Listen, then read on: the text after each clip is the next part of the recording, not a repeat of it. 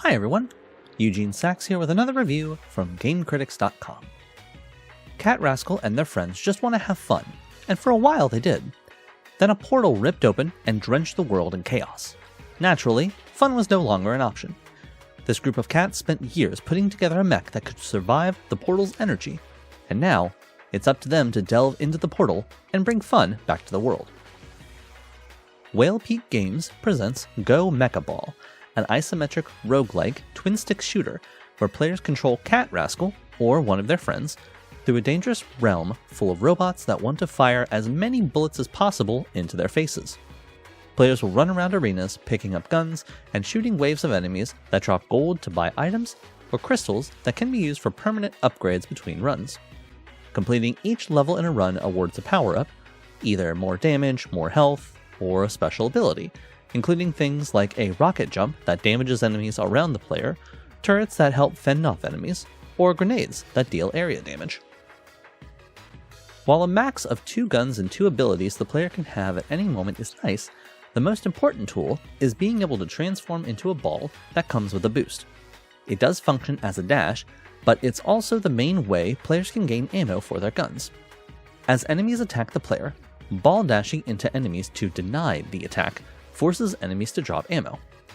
In later levels, the dash can also be used to clear stage hazards, strip armor from enemies, and push enemies off ledges. This boost has a limit though, and managing it requires consistent strategy. The dash isn't the only bit of strategy that needs to be used though. Each level also has aspects that must be utilized in order to eliminate every enemy. For example, many areas are vertical in scope, which means enemies can be above or below the player. Finding bounce pads to go up or dropping down onto enemies from above will be needed. Some levels also have boost pads that act like a free dash into enemies, causing damage or the denials that award ammo. While this might seem like it adds up to a solid action experience, don't forget that Go Mecha Ball is a roguelike, and the progression here is strange. Before each run, players can use tokens in gacha machines, and these are what award abilities, weapons, and upgrades that are not given right away, but instead must be found during a run. This didn't quite land for me, as there was never a solid sense of making progress. It just felt like I was adding random pickups to the levels.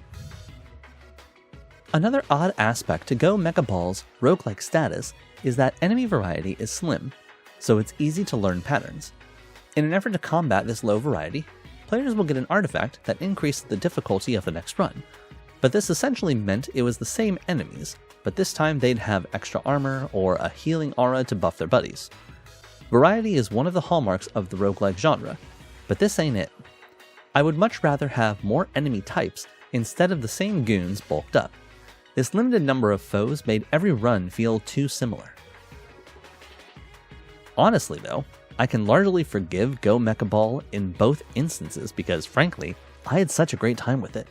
The physics feel smooth and responsive in a way that works for me, and it's satisfying to launch off a ramp in ball form, transform to shoot an enemy midair, transform back to dash into another enemy, and then send them off the level in one smooth motion.